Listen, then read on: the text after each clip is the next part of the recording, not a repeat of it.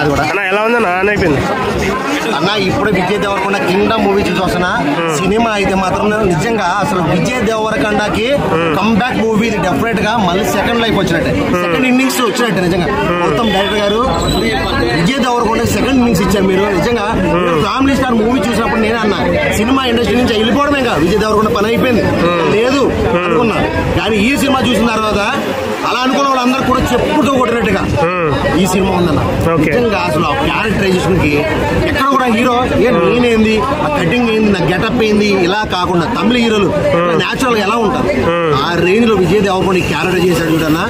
Police officer గా ఉంటూ ఇలా కింగ్డమ్ కి కింగ్ అయిపోయే రేంజ్ వరకు కూడా ఎక్కడ కూడా పర్ఫార్మెన్స్ లో గానీ యాక్టింగ్ లో గానీ ఎక్కడ తగ్గకుండా కాంప్రమైజ్ కాకుండా ఈ రేంజ్ లో సినిమా తీసాడంటే నిజంగా మామూలు విషయం కాదు. అంటే సత్యదేవ్ అన్నే క్యారెక్టర్, విజయ్ దేవరకొండ తమ్ముడు క్యారెక్టర్, వీళ్ళిద్దరి మధ్యలో సెంటిమెంట్, అన్న తమ్ముళ్ళ సెంటిమెంట్ ని ఈ డైరెక్టర్ చూపించినట్టుగా ఇప్పటి వరకు కూడా ఏ డైరెక్టర్ చూపించలేదేమో అన్నంత ఫీల్ వచ్చింది అన్న నిజంగా.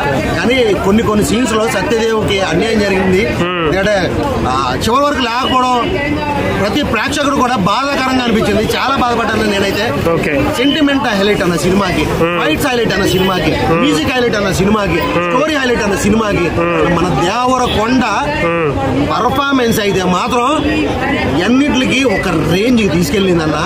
విజయ్ దేవరకొండ కంబ్యాక్ అన్న నిజంగా ఉన్న విజయ్ దేవరకొండ. అంటే స్టోరీ బాగా లాగ్ ఉంది, కావాలనే 2 పార్ట్లు చేశారు అని చెప్పేసి అంటున్నారు. 2 పార్ట్లు కాదన్న, నిజం చెప్తున్నా. రొలాక్స్ సినిమా మన సూర్య గారు రొలాక్స్ హీరో విలన్ ఎలా ఉంటాడో అలాంటి విలన్ పెట్టారన్న.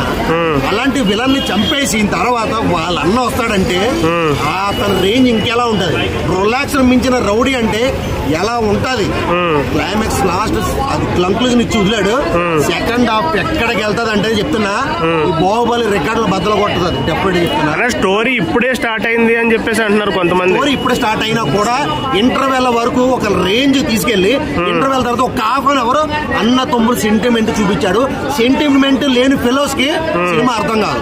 సెంటిమెంట్ లేని ఫెలోస్ ఏంటంటే లాగ్ అంటారు, మాత్రం సెంటిమెంట్ ఉండదు అన్న. అన్నను పట్టుకుని ఏడుస్తా ఉంటే నా కోసం నువ్వేం చేసావు అన్న, అన్న తమ్ముళ్ళు విలువ తెలియని నా కొడుకులకి తెలియదు అన్న. సినిమా మాత్రం సూపర్ అంటే సూపర్ సూపర్ సూపర్.